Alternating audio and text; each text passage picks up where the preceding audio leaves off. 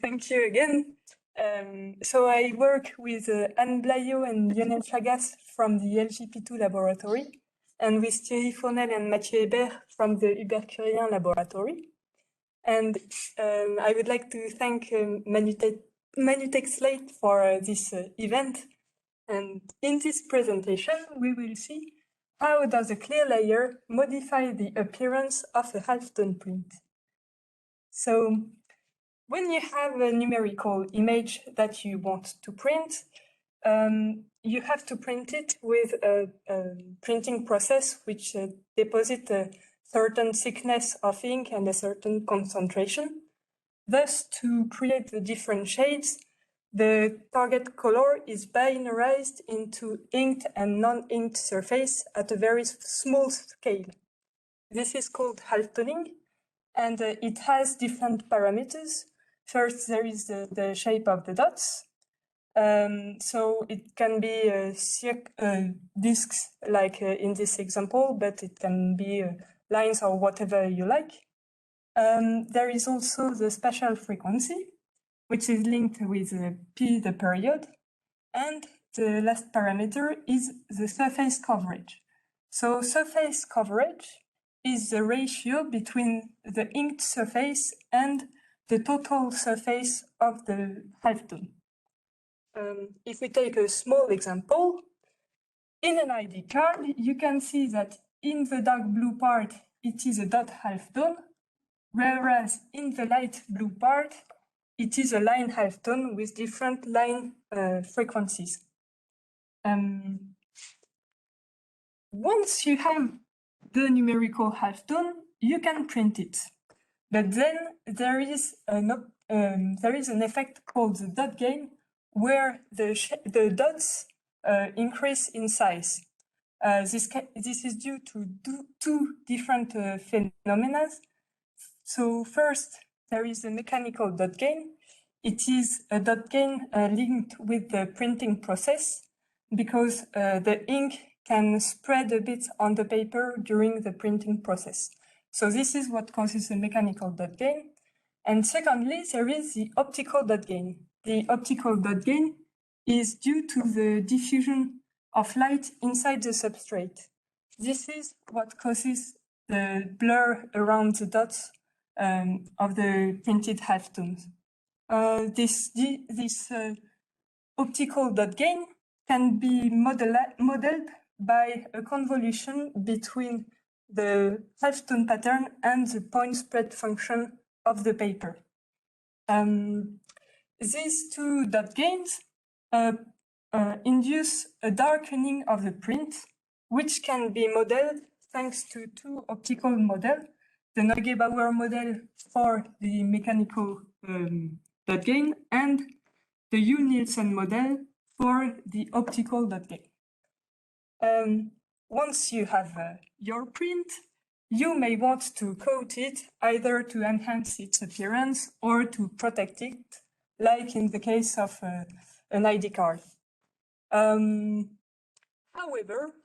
the coating have a strong impact on the appearance of the print. This is due to different optical phenomena. So if we follow a ray of light, it can be reflected by the interface with the coating. It can be refracted through the coating, and then it is either diffused inside. Oh, sorry. It can be diffused inside the coating. Sorry. Or it can be scattered inside the substrate. We won't consider this scattering in the following of the presentation.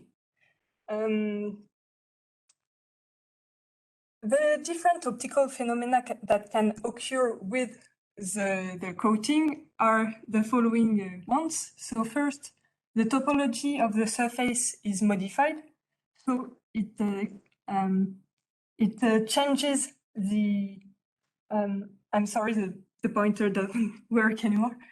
So it can change the So the topology can change, so it modifies the reflection on the print. Secondly, the optical index of the print can be modified, so this can change the color of the reflection on the print. This is called the bronzing effect. The last optical effect which can happen is due to the diffusion of light inside the coating layer. This was first discovered at the early ages of photography, where on glass plate photos, we could see that bright stars appeared with a halo around them. This was explained and solved by Cornu at this moment, and then it was forgotten. It's only recently that we were interested again by this phenomenon. So indeed, if we point a laser at a coated substrate, we can see a ring around the impact point of the laser. In the case of a printed surface, this ring is partly absorbed by the print, by the ink of the print. So the print appears darker when there is a halo effect in the case of a coating. To understand a bit more this ring shape, we can have a look at the ray of light. So a ray of light can first reach the interface with the coating. It is refracted through it, and then it is diffused in every direction if, as the paper is Lambertian. If it reaches the interface with air with a small angle, the Fresnel reflectance is low, which means that the light can escape through the air, and it is the impact point that we see on the photograph. If the ray of light reaches the interface with air with a high angle, the Fresnel reflectance is high, which means that the light is trapped inside the coating and it is reflected back towards the substrate. It is the dark circle we see around the impact point of the laser. This can be modeled with a convolution between the half-tone pattern and the point spread function of the coating. But as this phenomenon happens for every reflection on the substrate, it is actually a multiple convolution that is considered. And what is totally new is that a model is able to predict the reflectance of a print by considering this halo effect. This model predicts a decrease of the reflectance of the print as the ratio D over P increases. This ratio is the ratio between D, the thickness of the coating, and P, the period of the halftone. It is for a line halftone. So here the objective is to test this model and see if it matches with measured reflectances. So here is the following experiment that was made. So a large halftone was deposited inside a basin, and a clear liquid was poured over it to simulate the coating.